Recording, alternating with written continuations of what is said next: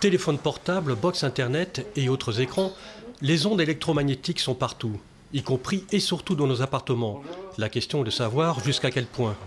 Entrez, je vous en prie. La réponse, cet appareil la donne en mesurant la valeur globale du champ électromagnétique. Là, on a, vous voyez, une valeur qui est de l'ordre de 0,1 à 0,2 volts par mètre. Un taux ici plus de 100 fois inférieur au taux maximal préconisé par l'Europe. De quoi rassurer madame que le sujet ne laisse certes pas indifférente. On est sensible plus ou moins, mais bon, je reviendrai quand même pas à l'époque de mes grands-parents. Je vais quand même pas tout supprimer à cause de ces ondes électromagnétiques. Peut-être que je diminuerai certaines choses, mais pas tout. Et justement, diminuer l'exposition aux ondes électromagnétiques dans les logements, voilà le nouveau défi du promoteur Cédric Simonin.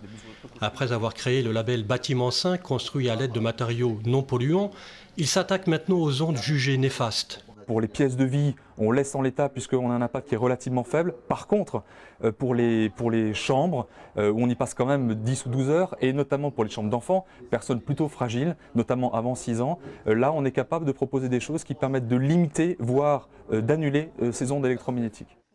Pour l'expertise et l'analyse des mesures, le promoteur a fait appel aux compétences de Brice Vincent, un chercheur de l'Université de Nancy.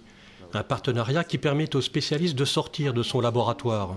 Notre but ici, c'est de montrer que nous avons le savoir-faire pour réaliser ces mesures, montrer que l'on peut travailler avec un industriel pour apporter des réponses à ces questionnements sur la façon de construire son habitat, sur la façon dont aussi nous devons former nos jeunes. Cédric Simonin se veut précurseur sur le chantier des ondes électromagnétiques.